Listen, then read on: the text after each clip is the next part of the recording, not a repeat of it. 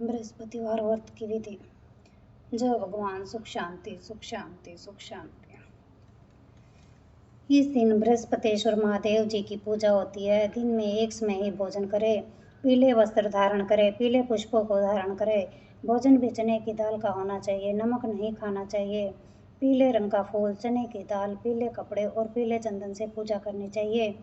पूजा के बाद कथा सुननी चाहिए। इस व्रत के करने से बृहस्पति जी अति प्रसन्न होते हैं तथा धन और विद्या का लाभ होता है। स्त्रियों के लिए यह व्रत अति आवश्यक है। इस व्रत में केले का पूजन होता है। जय भगवान, सुख शांति सुख शांति सुख शांति। बृहस्पतिवार व्रत की पहली कथा। किसी गांव में एक साहूकार रहता था, जिसके घर में अन्न, वस्त्र और धन किसी चीज की कोई कमी नहीं थी, परंतु उसकी स्त्री बहुत ही कृपण थी। किसी भिक्षार्थी को कुछ नहीं देती, सारे दिन घर के कामकाज में लगी रहती। एक समय एक साधु महात्मा बृहस्पतिवार के दिन उसके द्वार पर आए और भिक्षा की याचना की। स्त्री उस समय घर के आंगन को लीप रही थी। इस कारण साधु महाराज से कहने लगी कि इस समय तो मैं घर लीप रही हूँ, आपको कुछ नहीं दे सकती, फिर किसी अवकाश के समय आना। साधु महात्मा खाली हाथ चले गए। कुछ दिन के पश्चात वही साधु महाराज आए, उसी तरह भिक्षा मांगी। साहूकारनी उस समय लड़के को खिला रही थी। कहने लगी, महाराज मैं क्या करूं, अवकाश नहीं है, इसलिए आपको भिक्षा नहीं दे सकती। तीसरी बार महात्मा आए तो उसने उन्हें उसी तरह से टालना चाहा, परंतु महात्मा जी कहने लगे कि यदि तुमको बिल्कुल ही अवकाश हो जाए तो मुझको भिक्षा दोगी। साहूकारनी कहने लगी कि हाँ महाराज, यदि ऐसा हो जाए तो आपकी बड़ी कृपा होगी। साधु महात्मा जी कहने लगे कि अच्छा, मैं एक उपाय बताता हूँ। तुम बृहस्पतिवार को दिन चढ़ने पर उठो और सारे घर में झाड़ू लगाकर कूड़ा एक कोने में जमा करके रख दो। घर में चौका इत्यादि मत लगाओ। फिर स्नान आदि करके घर वालों से कह दो उस दिन सब हजामत अवश्य बनवाए। रसोई बनाकर चूल्हे के पीछे रखा करो, सामने कभी न रखो। सायंकाल को अंधेरा होने के बाद दीपक जलाया करो तथा बृहस्पतिवार को पीले वस्त्र मत धारण करो और न पीले रंग की चीज़ों का भोजन करो। यदि ऐसा करोगी तो तुमको घर का कोई काम नहीं करना पड़ेगा। साहूकारनी ने ऐसा ही किया। बृहस्पतिवार को दिन चढ़े उठी, झाड़ू लगाकर कूड़े को घर में जमा कर दिया। पुरुषों ने हजामत बनवाई, भोजन बनवाकर चूल्हे के पीछे रखा। वह सब बृहस्पतिवारों को ऐसा ही करती रही। अब कुछ समय बाद उसके घर में खाने को दाना न रहा। थोड़े दिनों में महात्मा फिर आए और भिक्षा मांगी, परंतु सेठानी ने कहा, महाराज मेरे घर में खाने को अन्न नहीं है, आपको क्या दे सकती हूँ। तब महात्मा ने कहा कि जब तुम्हारे घर में सब कुछ था तब भी तुम कुछ नहीं देती थी, अब पूरा पूरा अवकाश है तब भी तुम कुछ नहीं दे रही हो, तुम क्या चाहती हो वह कहो। तब सेठानी ने हाथ जोड़कर प्रार्थना की कि महाराज अब कोई ऐसा उपाय बताओ कि मेरे पहले जैसा धन धान्य हो जाए। अब मैं प्रतिज्ञा करती हूँ कि अवश्य में आप जैसा कहेंगे वैसा ही करूँगी। तब महात्मा जी ने कहा, बृहस्पतिवार को प्रातःकाल उठकर स्नान आदि से निर्वृत हो, घर को गांव के गोबर से लिपो तथा घर के पुरुष हजामत न बनवाए। भूखों को अन्न जल देते रहा करो। ठीक सायंकाल दीपक जलाओ। यदि ऐसा करोगी तो तुम्हारी सभी मनोकामनाएं भगवान बृहस्पति जी की कृपा से पूर्ण होगी। सेठानी ने ऐसा ही किया और उसके घर में धन धान्य वैसा ही हो गया जैसे कि पहले था। इस प्रकार भगवान बृहस्पति जी की कृपा से अनेक प्रकार के सुख भोग कर दीर्घ काल तक जीवित रही। जय हो बृहस्पति जी महाराज, सुख शांति सुख शांति सुख शांति। बृहस्पतिवार व्रत की दूसरी कथा। एक दिन इंद्र बड़े अहंकार से अपने सिंहासन पर बैठे थे और बहुत से देवता, ऋषि, गंधर्व, किन्नर आदि सभा में उपस्थित थे। जिस समय बृहस्पति जी वहां पर आए तो सब के सब उनके सम्मान के लिए खड़े हो गए, परंतु इंद्र गर्व के मारे खड़ा न हुआ, यद्यपि वह सदैव उनका आदर करता था। बृहस्पति जी अपना अनादर समझते हुए वहां से उठकर चले गए। तब इंद्र को बड़ा शौक हुआ कि देखो, मैंने गुरु जी का अनादर कर दिया, मुझसे बड़ी भारी भूल हो गई। गुरु जी के आशीर्वाद से ही मुझको यह वैभव मिला है, उनके क्रोध से ये सब नष्ट हो जाएगा, इसलिए उनके पास जाकर उनसे क्षमा मांगनी चाहिए, जिससे उनका क्रोध शांत हो जाए और मेरा कल्याण होवे। ऐसा विचार कर इंद्र उनके स्थान पर गए। जब बृहस्पति जी ने अपने योग बल से यह जान लिया कि इंद्र क्षमा मांगने के लिए यहाँ आ रहा है, तब क्रोध वसु से भेंट करना उचित न समझकर अंतर्ध्यान हो गए। जब इंद्र ने बृहस्पति जी को घर पर न देखा तब निराश होकर लौट आए। जब दैत्यों के राजा वृषवर्मा को यह समाचार विदित हुआ तो उसने अपने गुरु शुक्राचार्य की आज्ञा से इंद्रपुरी को चारों तरफ से घेर लिया। गुरु की कृपा न होने के कारण देवता हारने व मार खाने लगे। तब उन्होंने ब्रह्मा जी को विनयपूर्वक सब वृतांत सुनाया और कहा कि महाराज, दैत्यों से किसी प्रकार बचाइए। तब ब्रह्मा जी कहने लगे कि तुमने बड़ा अपराध किया जो गुरुदेव को क्रोधित कर दिया।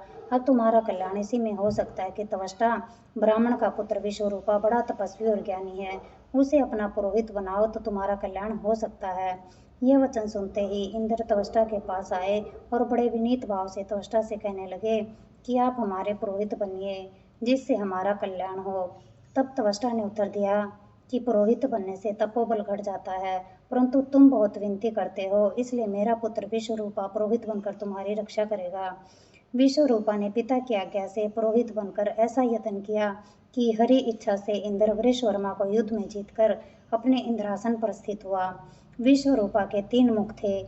एक मुख से वह सोमपल्ली लता का रस निकाल पीते थे, दूसरे मुख से वह मदिरा पीते थे और तीसरे मुख से अन्न आदि भोजन करते। इंद्र ने कुछ दिनों उपरांत कहा कि मैं आपकी कृपा से यज्ञ करना चाहता हूँ। जब ईश्वरूपा की आज्ञा अनुसार यज्ञ प्रारंभ हो गया, तब एक दैत्य ने विश्वरूपा से कहा कि तुम्हारी माता दैत्य की कन्या है, इस कारण हमारे कल्याण के निमित्त एक आहुति दैत्यों के नाम पर भी दे दिया करो तो अति उत्तम बात है।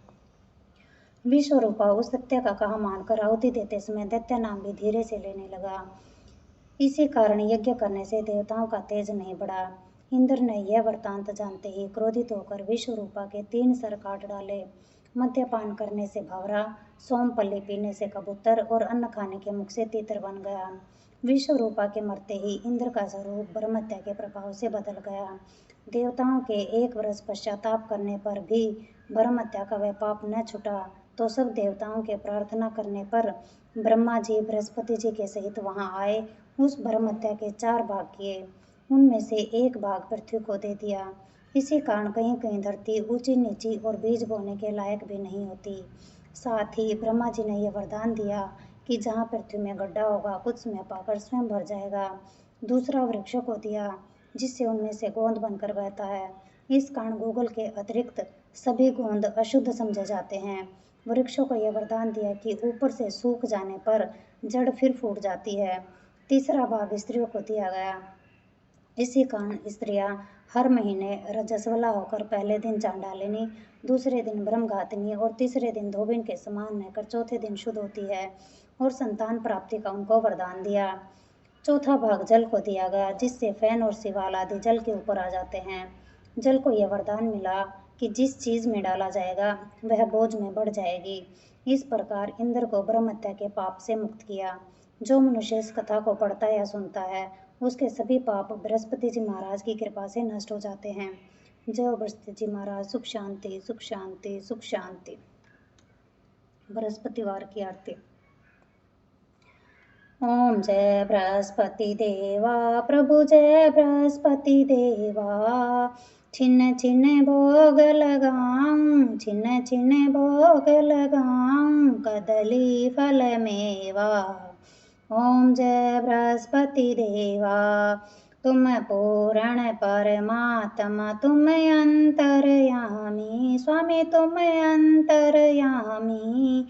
जगत पिता जगदीश्वर, जगत पिता जगदीश्वर, तुम सबके स्वामी। ओम जय बृहस्पति देवा। चरणामृत निज निर्मल सब पातक हरता, स्वामी सब पातक हरता। सकल मनोरथ दायक, सकल मनोरथ दायक, कृपा करो भरता। ओम जय बृहस्पति देवा। तन मन धन अर्पण कर जो जन शरण पड़े, स्वामी जो जन शरण पड़े। प्रभु पर कट तब होकर, प्रभु पर कट तब होकर आकर द्वार खड़े। ओम जय बृहस्पति देवा। दीन दयाल दयानिधि भगतन हितकारी, स्वामी भगतन हितकारी। पाप दोष सब हरता, पाप दोष सब हरता, भव बंधन हारी। ओम जय बृहस्पति देवा। सकल मनोरथ दायक सब संशय तारो, स्वामी सब संशय तारो। विषय विकार मिटाओ, विषय विकार मिटाओ, संतन सुखकारी। ओम जय बृहस्पति देवा। जो कोई आरती तेरी प्रेम सहित गावे, स्वामी प्रेम सहित गावे। ज्येष्ठानंद बंद सो, ज्येष्ठानंद बंद सो, निश्चय पावे। ओम जय बृहस्पति देवा। ओम जय बृहस्पति देवा। प्रभु जय बृहस्पति देवा। छिन छिन भोग लगाऊं, छिन छिन भोग लगाऊं, कदली फल मेवा। ओम जय बृहस्पति देवा। जय बृहस्पति जी महाराज। सुख शांति, सुख शांति, सुख शांति।